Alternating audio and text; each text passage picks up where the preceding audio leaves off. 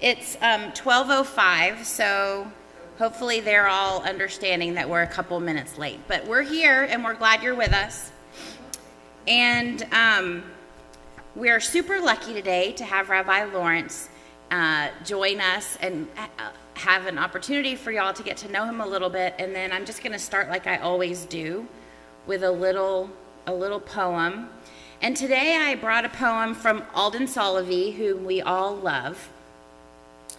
And this is actually, it's 12:05, so it sort of works. It's called Meditation at Noon. There is still time to live this day with intention, to set aside petty thoughts and small tasks, to regard myself with dignity and grace. There's still time to live this day with my hands and my heart, to walk with strength, to act with courage, to offer kindness, to build and to sustain, to embrace and to bless. God of forgiveness, thank you for the gift of hope that you've planted in every moment, the gift of renewal that you've given to every hour, so that we may find the way to redeem our days with holiness. It's pretty. So, meditation for noon. Jan, thank you for setting everybody up today and for organizing, as always. We have done the 22-23 Wise Ones schedule, and we're going to put the year out for y'all to see in the September Ruach that comes out, the print one. That's the one that'll be printed and mailed. So you'll get to see all of the fun things we have planned for the year. But today is month 1 of our year, and we're so lucky to have Rabbi Lawrence here. And he's going to talk a little bit, and then we'll do some Q&A, and I have a mic, and I'll come around and ask you to use the mic so that the online folks can hear as well as everyone in the room. And is there any event coming up we want to talk about? There is Shabbat on Friday night here, and sometimes it's inside and sometimes it's outside. On the first and third Friday of the month, it's outside, and on the second and fourth, it's on the inside.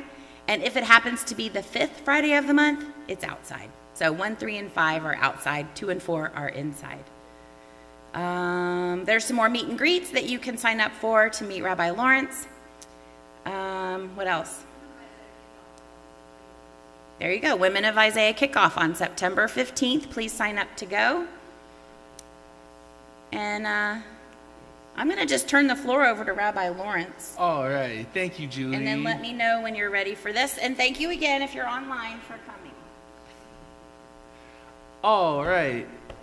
Thank you, Julie. Thank you all. It is so good to be together face to face and by live stream. I just feel very grateful and blessed to be able to continue to meet the members of this incredibly warm community. So many folks here who I've already had the chance to meet, and it's just been absolute bliss to get to know each and every one of you, and to be able to meet some more folks now and to talk more and to get to know each other better. I just couldn't be more appreciative. The warmth of this community is so palpable. Even over Zoom in my interviews, I already felt it. I felt more warmth from this community by Zoom than I've felt in some places in person. And I just couldn't be more appreciative now to have the chance to be together more and more and more. I would like to share with you today a couple stories about who I am and where I'm coming from, and how I came from working in law and politics to working in the rabbinate.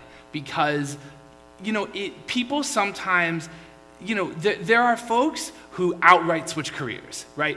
Who used to be an investment banker and then decide to become a sculptor. And they feel that they have the chance to follow their heart for the first time. Frankly, there are folks who might later in life become a banker because that's what they really love the most. But for me, I really feel, as Rabbi Nachman of Breslov said, the great spiritual master from 1800s Ukraine, he said, "Everywhere I go, I am going to Jerusalem."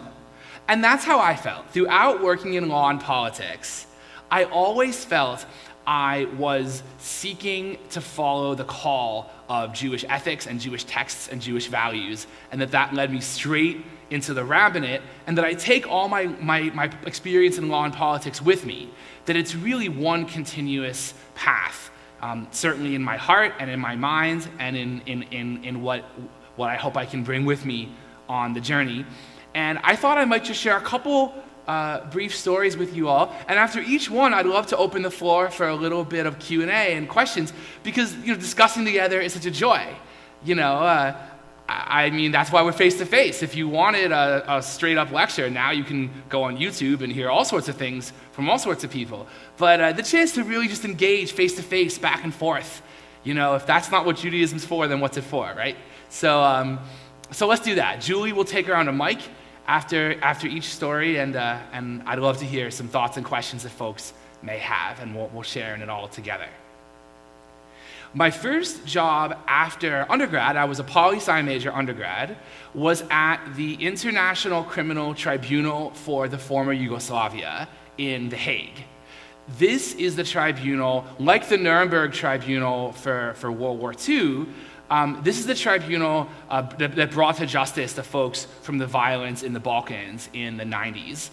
The most gravely indicted of these folks is Milosevic, who died actually while his trial was about to complete in 2006. That was a very unfortunate moment because the closure wasn't able to come to fruition.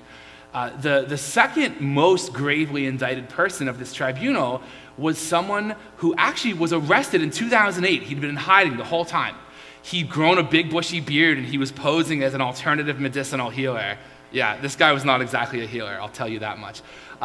He was arrested on a bus in Belgrade, and he was on trial. He was Milosevic's right-hand man in Bosnia on the ground.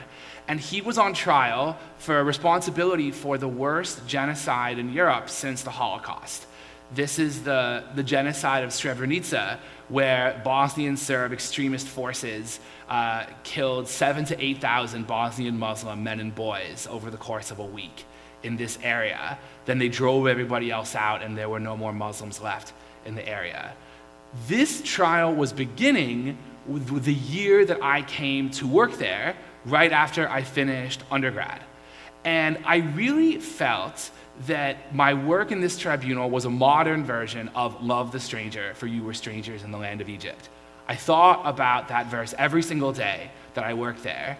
Every day as I got up to go to work in the city of The Hague in Holland and walked through. Actually, it was very good preparation. I mean, the Bay Area is so much more beautiful than Holland. There's no doubt about it. But the specific factor of the fog was very good preparation to live in The Hague first, actually. Because, I don't have to tell you about the morning fog of the Bay Area. In Holland, during the winter, it's pretty much like that all the time. So I'd get up to work, and there'd be the fog, and I'd a little bit of mist, and I'd have my big coat and my hat and my hood, and walk through to get on the streetcar and take it a few stops down to the tribunal building. And every day, I really thought about it exactly this way, because I really feel that the Shoah is our people's modern Egypt. And we know how it feels to go through the gravest wrongs that people are capable of committing to each other. So I felt that it was a kind of responsibility I had to do my share for people and peoples who are experiencing such grave wrongs in more recent times, as part of inheriting this legacy and living it out. You know, my grandfather was born in Poland. He was the youngest of a dozen children. The family, my great-grandparents and my grandfather and his siblings, they went through the pogroms. They survived the pogroms, and they came over to America when my grandfather was a little boy. His first memory, actually, is holding on to the railing of the ship and seeing the Statue of Liberty come up in front of him. They came to Chicago, and when he grew up, he went out west, moved to LA. That's where my mom grew up. And, I grew up with that legacy of, just the rupture and really the trauma that his family went through, the dislocation, literally and figuratively.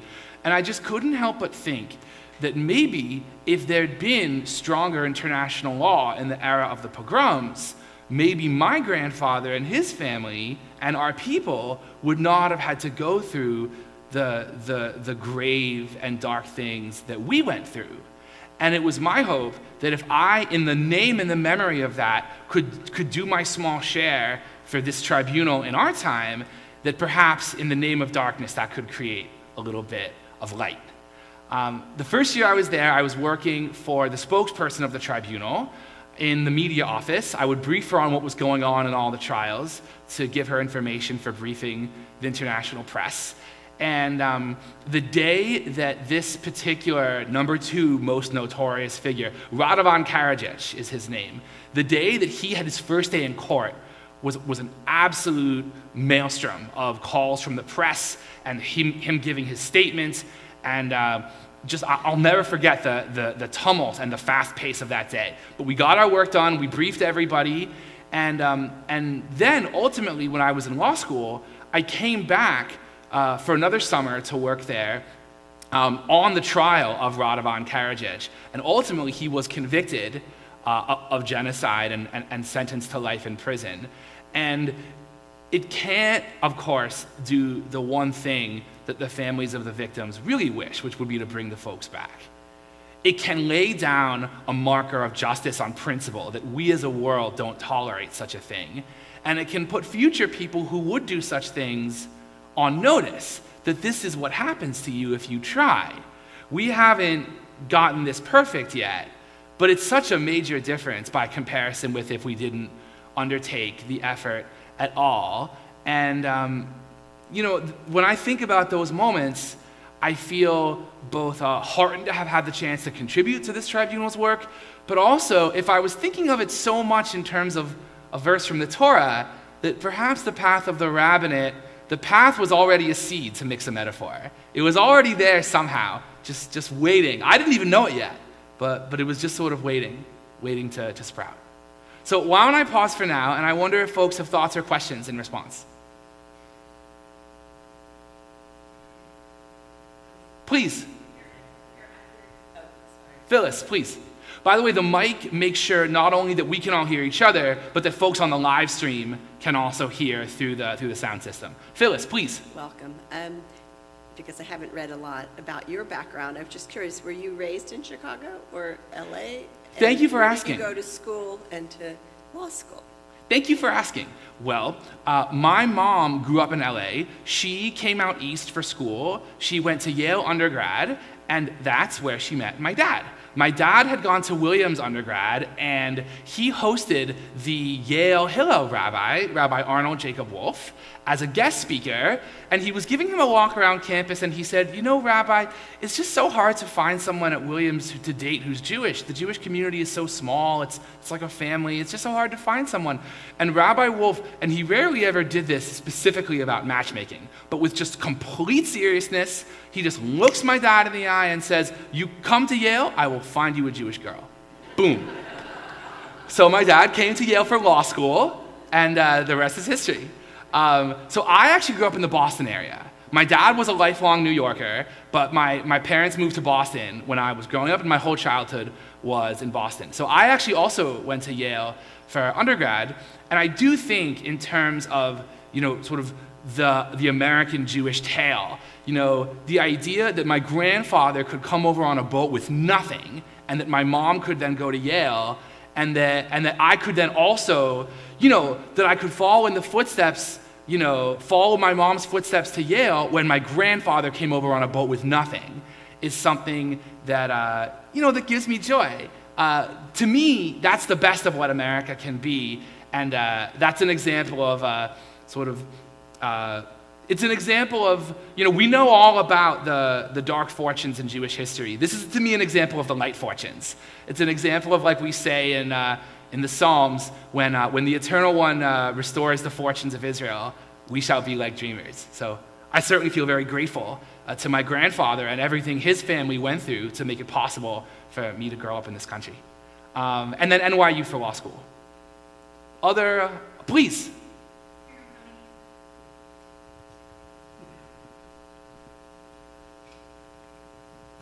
How did you qualify to get on the tribunal, which was a very important post? How did that come about? Well, it's funny, I appreciate the question. It's funny because on some level, I simply applied and got the job. I'm not quite sure how to, I'm not quite sure how to answer it beyond that. I will say that NYU Law has a lot of relationships with international institutions. And there are institutions where someone from NYU Law will generally go every year. NYU Law cares deeply about international law. That's one of the reasons that I was attracted to NYU Law, because this is a field that I'm so passionate about. And again, that gets, I think, to the whole idea of Jewish values, that we as a people know so well that just because someone in power says it's true, it doesn't make it true. That God's presence, according to what that means to each of us, the presence of the Eternal One who created each one of us in the image of God, who said, love your fellow as yourself and love the stranger, for you were strangers in the land of Egypt, is more powerful than any king or any president, because when you're comparing with God, being president is really just a pair of jacks by comparison. So that's part of why I went to NYU Law, is because that's always been close to my heart, and I wanted a law school that had offerings of that nature to match my passion for it. That's part of why I went to NYU in the first place, and I was very grateful to have the chance to do it. Thank you. Please, Dan. Julie, thank you for being our indefatigable microphone bearer.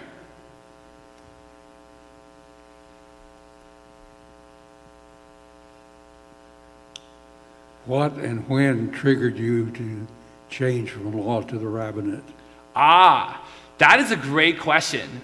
It actually dovetails really well into the second story that I had in mind to share, because that's a story of the Jewish studies that I did during law school. NYU has a wonderful professor who comes every fall named Moshe Halbertal. He is an Israeli legal scholar, and he co-wrote the IDF Code of Ethics.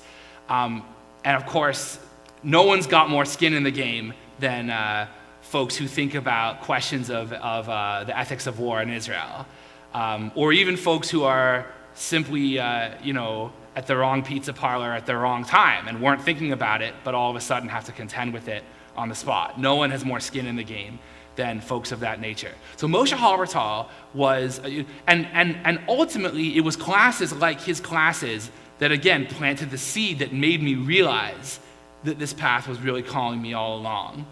He's an amazing scholar. I had read his work before law school. He wrote an incredible piece around 2010 called The Goldstone Illusion. If you're curious, I highly recommend Googling it. If you just Google Moshe Halbertal, The Goldstone Illusion, or if you'd like, please feel welcome to email me, rabbi.lawrence, Lawrence, at templeisaiah.org. It was an amazing magazine, full-length article going through the contentions of the Goldstone Report that had come out after the Israel-Gaza war of 2008 to 9, and Moshe Halbertal really systematically took apart and dismantled the allegations of the report. It was so powerfully done because he didn't simply say, if it's negative, then if it has critiques about what the Israeli government did, it must not be true. But he didn't simply say, frankly, if it's critiques, if someone says that we fell short, then I guess it must be true. He didn't say that either. He just really went on the merits point by point and said, no, this doesn't hold water. No, this doesn't hold water. Oh, this one actually might. Israel should look into that with an internal inquiry. This one, no. This one, no. Just an absolute masterpiece. So I mention it because I read this article in the New Republic as a early 20-something, just sitting on the couch at home at my parents' house. And I was just so struck by just the insight and the care and the thoughtfulness and the sense of how to balance the competing ethical demands of, you might put it like this: if I'm not for myself, who will be? And if I'm not for others, what am I? Right? It's precisely in the back. There's a reason Hillel said both of those things, right? It's precisely in the balance of the two, and not just one of those by itself, that the magic of Jewish ethics happens. So I, sitting on the couch at my parents' house, I just felt like reading this article, I just felt as if a sun was rising right out of the magazine.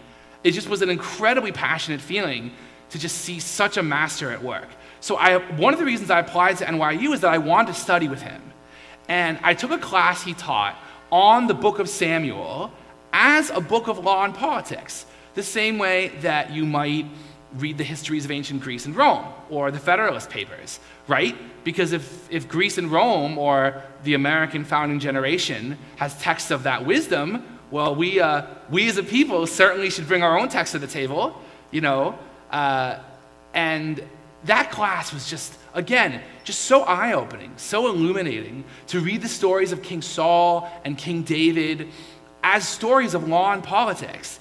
And every day when I walked into that classroom, that was the class where I felt that a sun was rising inside me as I walked in the door, as opposed to some of the other classes where I felt that much less so.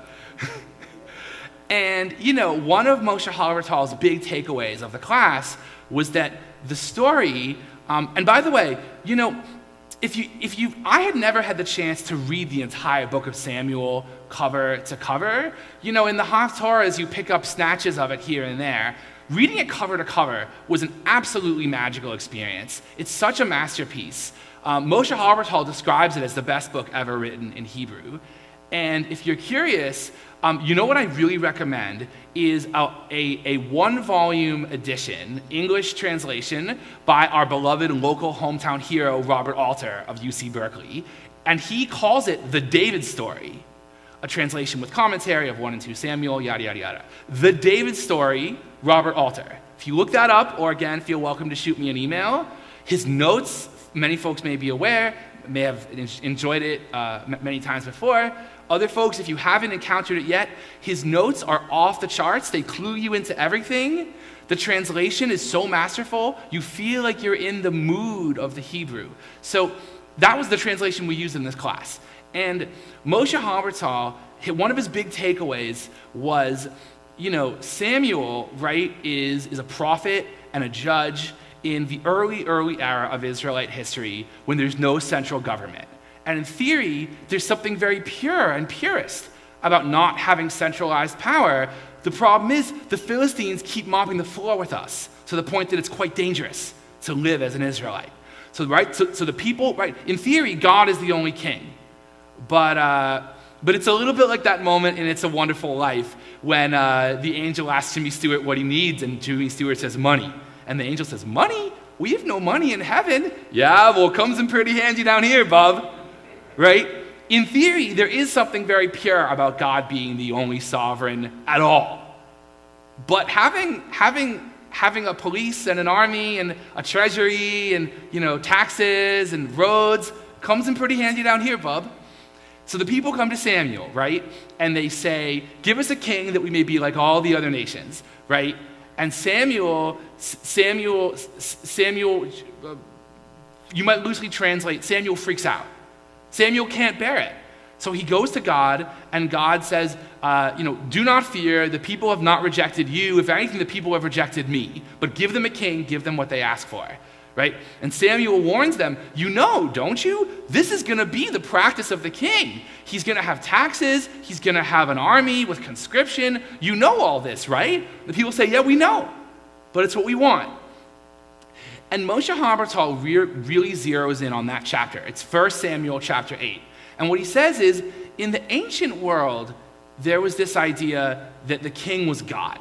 Pharaoh could make the rivers run backward, could live forever, could enslave anybody who he wanted, namely us. And Jewish tradition stands up against that. That's why we have Let My People Go. That's why we have the Exodus, right? Jewish tradition takes a stand against that. But how do you implement that once we're in the promised land and we set up our own country? Well, the compromise of the formation of the Israelite monarchy is that God will no longer be the only king. We're going to have a human king, but the king will not be a god. The king will be a human being who is subject to laws of justice, laws against corruption, laws that every other human being is subject to.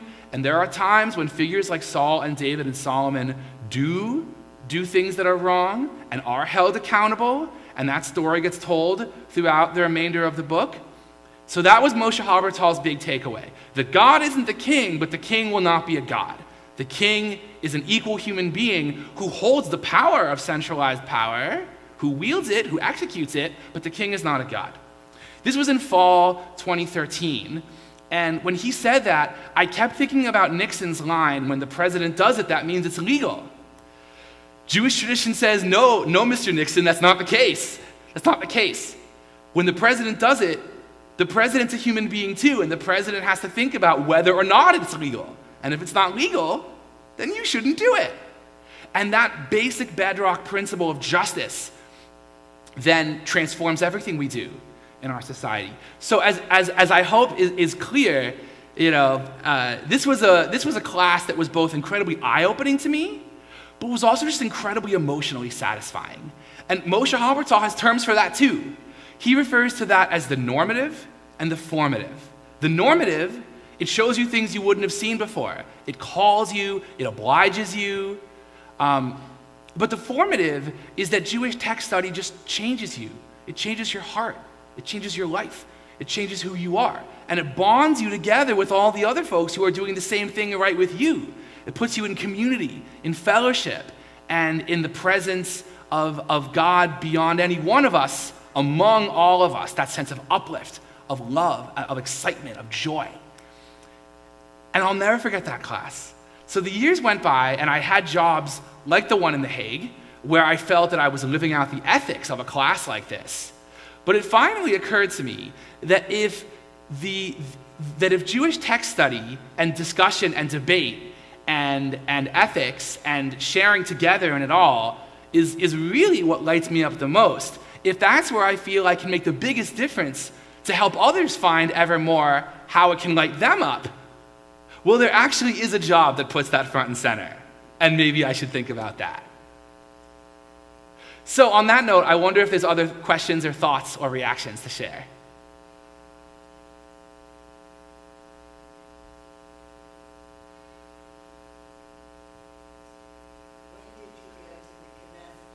The Knesset. Oh, yeah, the question was, when did I go to the Knesset? I worked in the Knesset actually the year before I went to law school. I worked for Tzipi Livni, who at that time was the opposition leader. She had been the foreign minister under former Prime Minister Ehud Olmert, Carol's first cousin. She was a protege of his, as he was a protege of former Prime Minister Ariel Sharon. And I worked for Tzipi Livni when she was the opposition leader, and I worked for her in English language speechwriting, editing, and translating. When she would give a speech for example, the Jewish Federations of North America, or when she would write a letter to an American Jewish leader, or other messages to foreign leaders in English. That was the work that I was doing with her to make sure that it was the kind of English that she wanted. That was a really fun job. I loved that job. I loved reading all of her old speeches to try to get a sense of her voice and her values and her vision. And writing a speech for her in a way was like composing, but in a way it was like remixing, like a DJ. Because I took all the things that she'd said before, and then I would think to myself, so if she's going to speak, say, to the Jewish Federations of North America, one of the speeches I wrote for her, well, what's she going to want to say in this moment? Because, if she said A, B, and C to this audience, and she said D, E, and F to that audience, maybe this time she's going to say A, F, and G. And how's she going to want to say it? And to get it to sound just like her so that she'd read it and say, oh my gosh, that sounds like me. That was such a fun job. Now, it's a funny story because this is, there was some chance that there were going to be new elections at that point. Israel, ironically, if only I'd stayed longer in Israel, I would have gotten more elections than I ever could have wanted. But at this point, the one time I was hoping there'd be new elections, there weren't. Had there been, there would have been a chance that Tzipi Livni would have run for prime minister. and that she would have gotten it, and that I would have kept working for her as prime minister. Who knows? Who knows what my life looks like in that case? Who knows if I meet an Israeli woman and stay with her and work for Tzipi Livni, and I don't know what happens down that road. But I'm sure thankful it didn't happen. I mean, I would have wanted it for Israel, not to be too blunt. And I would have wanted it for me at that time. But as they say, man plans and God laughs. I'm sure glad that didn't happen. I was applying to law schools at the same time. And when I got into NYU, my first choice, and Tzipi Livni did not run in new elections because there weren't any, I went off to NYU. Had the whole thing happened the other way, if I hadn't gotten into NYU and Tzipi Livni were running in new elections, I would have stayed. But boy, am I thankful to be here with you all in this wonderful community, in this beautiful place, sharing in these incredibly warm bonds together of care and connection of our Jewish neighborhood. Boy, am I thankful that I met Katie, and that Katie and I got married in May, and that we're starting our lives together. So life is full of surprises. It's like if the surprises in life are like waves, then I'm just thankful to God for being the greatest ever surfing instructor. Please, Alan. What did I do with the Congress? Maybe this is, for short questions, maybe it's easier if I just repeat the question, because I don't want to ask too much of you, Julie. The question was, what did I do in Congress? In Congress, I worked for Senator Blumenthal. I was on his Judiciary Committee team as a law clerk. There was a series of us working on his Judiciary Committee team issues. This was the era of the Mueller report, for example, and the crisis of immigration at the border and migrants. And I really admired the values that Senator Blumenthal was working for. I should pause, I think, because I think it's appropriate at a moment like this to note that when I think about the values of that work and that moment, I don't think about it in a partisan sense.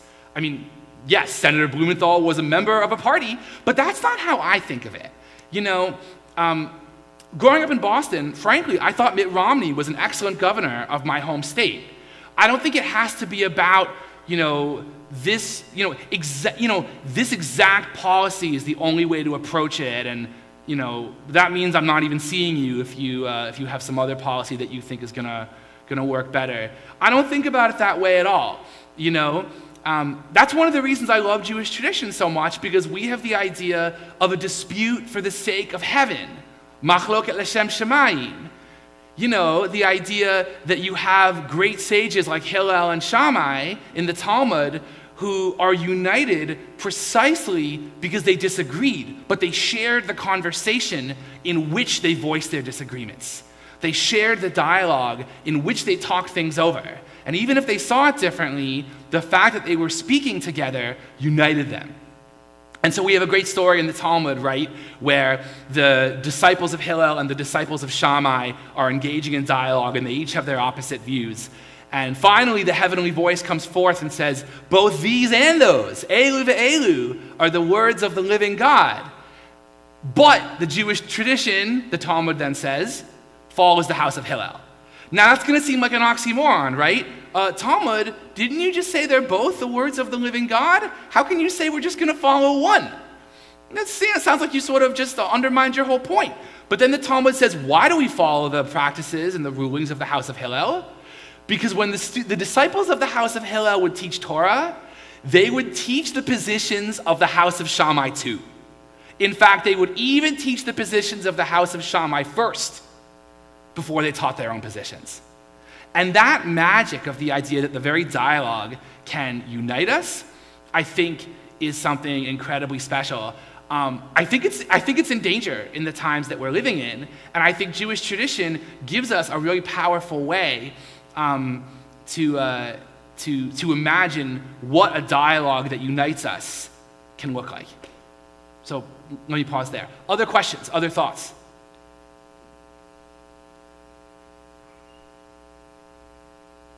Please. This one might require a mic, I feel like.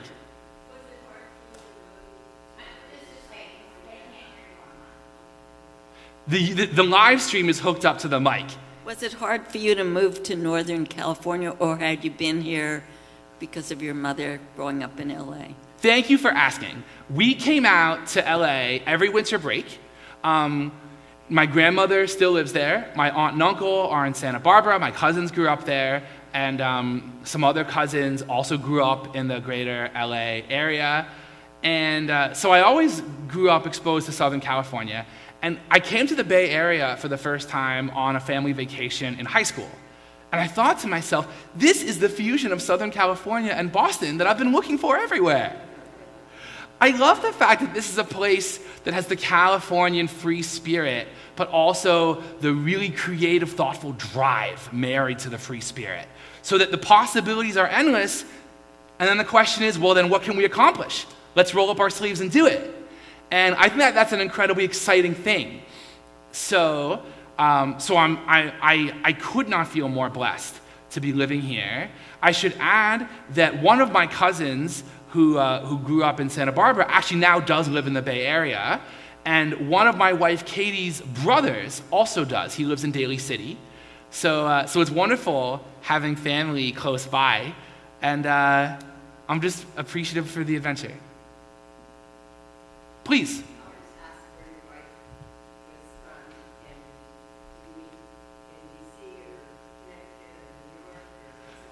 The question is, where is my wife from, and where and how did we meet? My wife is from Western Maryland. All four of my wife's grandparents are Holocaust survivors. And on her mom's side of the family, Katie's grandparents came to Cleveland. That's where my mother-in-law grew up. I should just briefly pause. I think Katie would want me to tell you this story. When Katie's grandparents came to America, to Cleveland for the first time, their first day in Cleveland was Halloween. And they saw all the, like spider webs and like pumpkins and like, ghosts everywhere. And they were like, oh my God, have these people lost their minds? What is wrong with these people that they do this every day? Is this what life is like in Cleveland? People have enormous spider webs all over their doors? I mean, luckily they saw the next day that wasn't the case. But so Katie's grandparents on her father's side, and by the way, anytime I tell you a story about my family, I feel that I'm telling you a story about me as well, and vice versa. I consider it a sacred trust to inherit all of these stories and the values within the stories and the emotions within the stories. I really try to carry this through in everything I do. Katie's grandparents actually, after the Holocaust, they actually joined the Irgun, one of the undergrounds from old British Palestine. They weren't particularly militant people before the war, but after they'd been through what they'd been through, nothing fazed them anymore. They just said to themselves, Jews are defending themselves? Sign me up. You'll pardon me if nothing else really troubles me anymore, given what I've been through at this point. That was kind of their philosophy.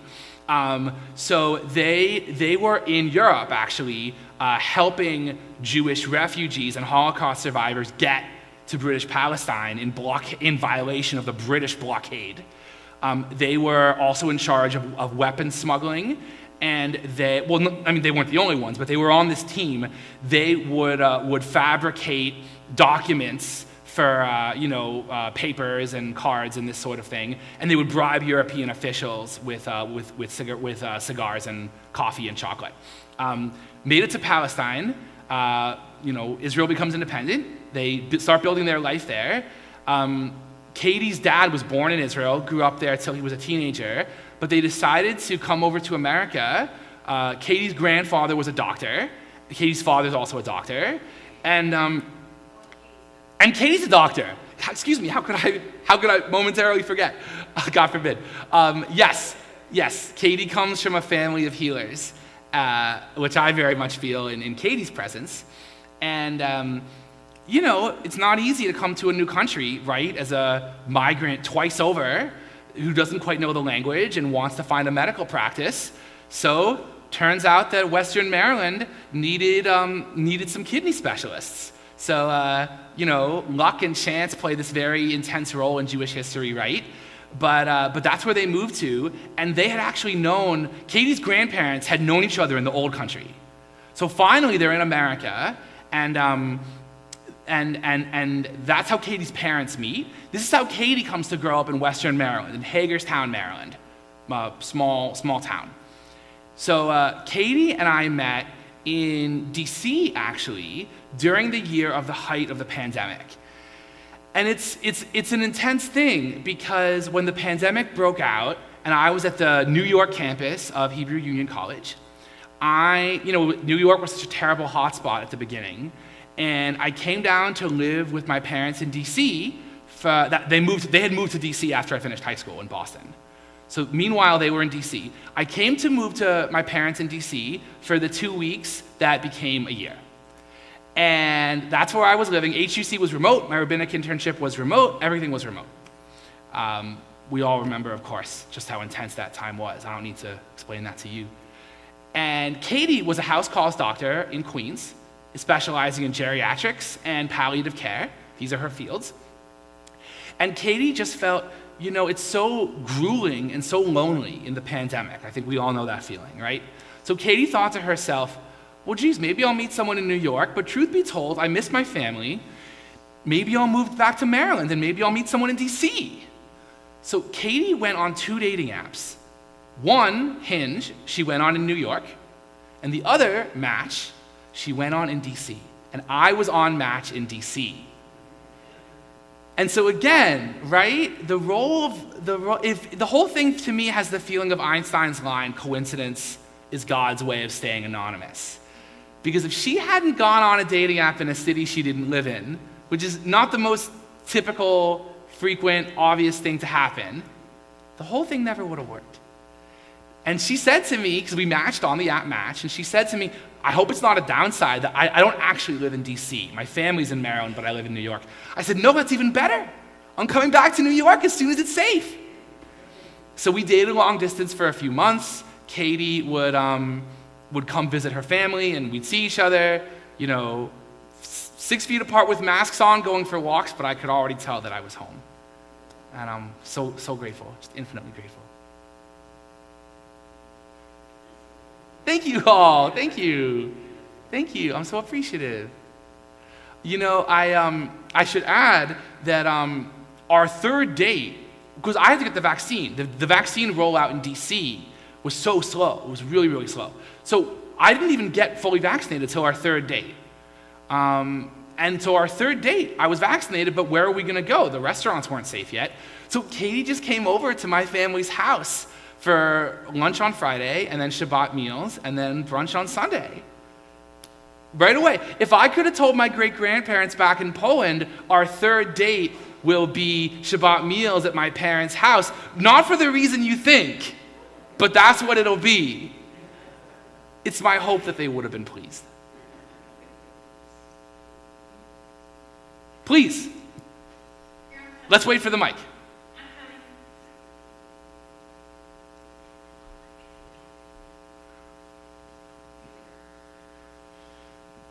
I was wondering about your Jewish background and education as a child and your family.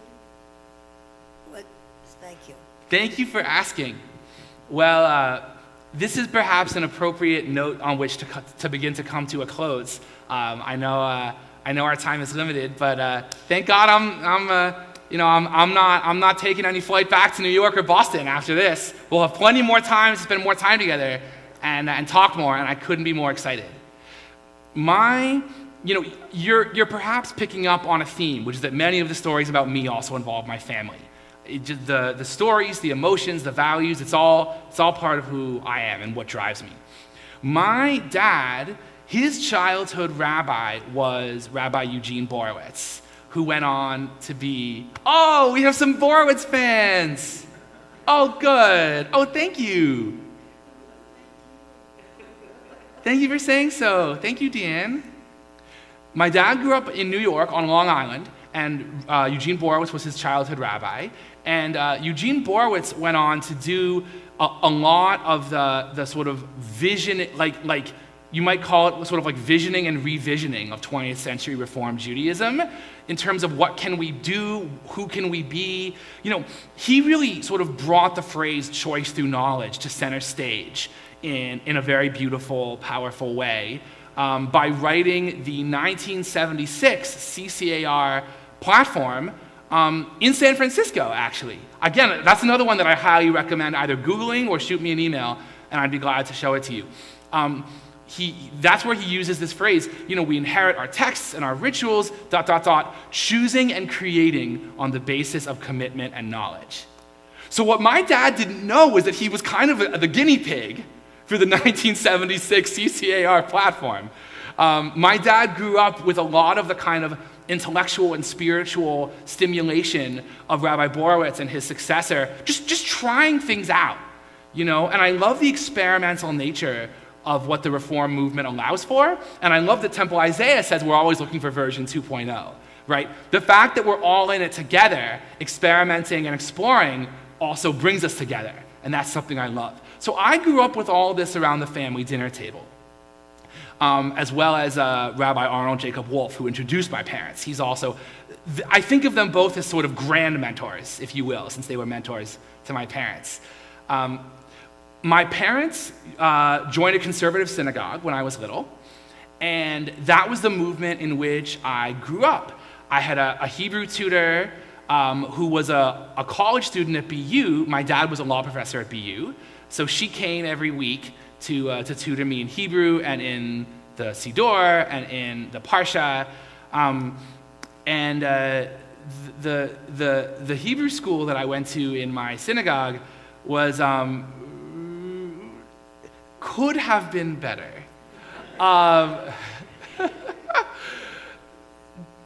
The comparison between my childhood Hebrew school and JQuest is like pebbles on asphalt versus the light of a lighthouse above it.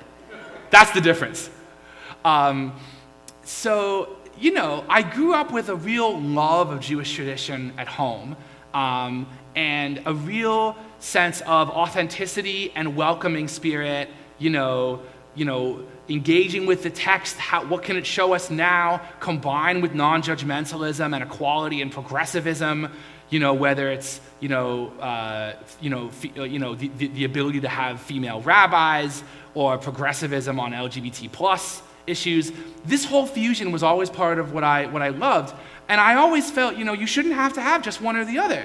So many people, regardless of our backgrounds or what movement we grew up in, on some level, it doesn't matter what movement's pension plan your childhood rabbi had, right? We're all in this together, I really feel, in terms of searching for authenticity and welcoming non-judgmentalism hand in hand. And that was always the work I wanted to do in terms of a big tent and building bridges. And ultimately, I really came to feel that the Reform movement was the place where I could do that work to the fullest, and that's what led me here. Julie, should we wrap it up on that note, or do we have another minute or so? What do you think? Time to wrap it up? Ish, I have a story I want you to talk. Okay, the request lines are open. It's going to come up to you. Fantastic. So before I wrap this up with Rabbi Lawrence, and I have one more story I want him to tell you, I just want to say, because you just said 2.0, Isaiah Circles 3.0 is starting this fall, and registration is August 15th. So I want you all to have that on your calendar so that you can get on and look at what circle you may want to join. And, because they kind of go fast, some of them. And I just want you all to be aware of that. So I heard you say that Einstein says coincidence is God's way of planning. And this is one of my favorite stories from the search process. I think I know the one you have in mind. With Rabbi Lawrence. And if you've heard this already at a meet and greet, I apologize. But first of all, Rabbi Lawrence had COVID for the entire 3 days that we were interviewing him on Zoom. And I don't know how he had the energy to wow us as he did, because when I had COVID, I just wanted to cry in my bed. it was not a pleasant experience. I'm glad you're better. I'm totally fine. Thank you. But so anyway, so let me just say he had COVID and he was in his apartment, and the first moment that we interview with him, he's sitting, I guess, at a desk, Yes. and right behind him is a print, and I'm going to let him tell you the rest.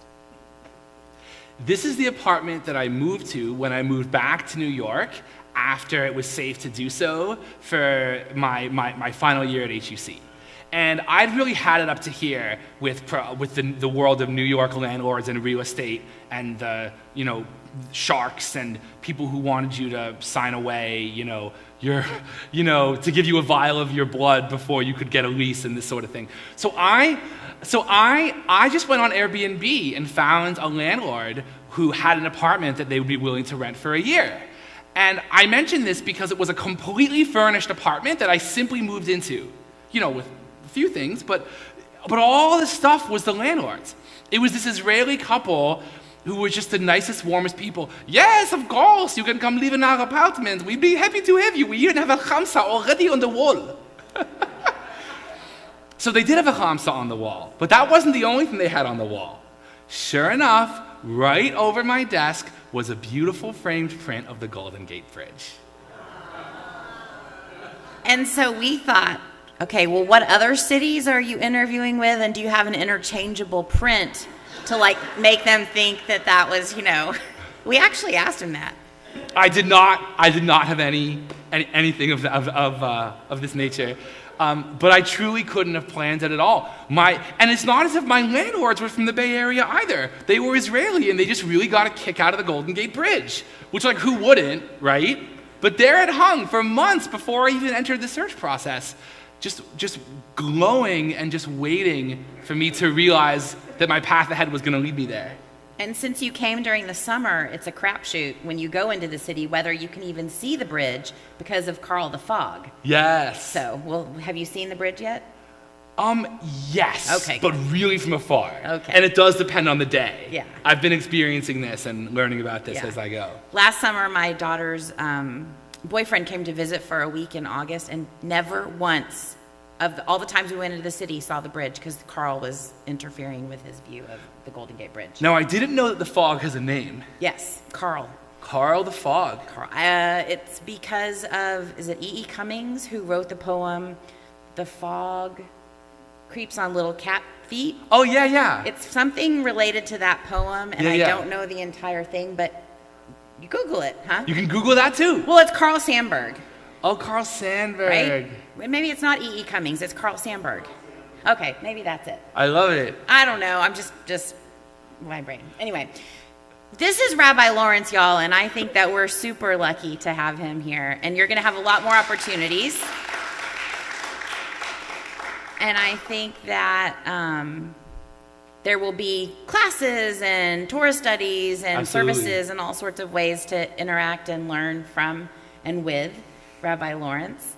And we're really lucky. And thank you for coming to Wise Ones. Thank you for having me. This is an early visit for us, which is great. And I guess next month, Jackie Mann, who's one of our members and is a avid climate justice seeker, is going to come do, I don't know exactly what the presentation is going to be, but she is coming to do a presentation about the climate for us, for Wise Ones, in the sanctuary. Again, so it'll be 11:15 outside, 12 o'clock in the sanctuary. What, the 17th?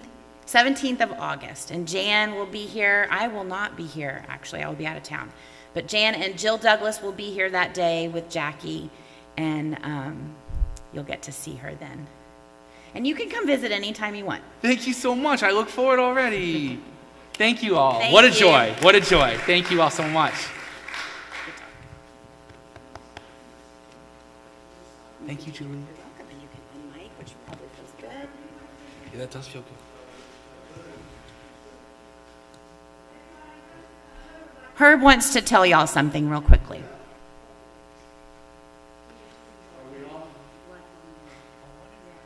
Are we off camera? Oh, I don't know. Are we still on camera? Yes. Well, I just want to invite you, let me take this off. I just want to invite you to be aware of our Osher Lifelong Learning Institute at Cal State East Bay. We have our spring-summer program going, and in fact, Marg and I are taking 2 wonderful classes, one on the writings and the life of Sir Arthur Conan Doyle, which is just a killer, and the other on the life and times of Louis Armstrong with the music, and it's beautiful. There are about 7 classes that are going to begin the week after next, early August, and I invite you to join us in lifelong learning, and I hope maybe Rabbi Lawrence will come and teach us at our OLLI at the Concord campus. Thanks for giving me the opportunity to plug it. Thank you.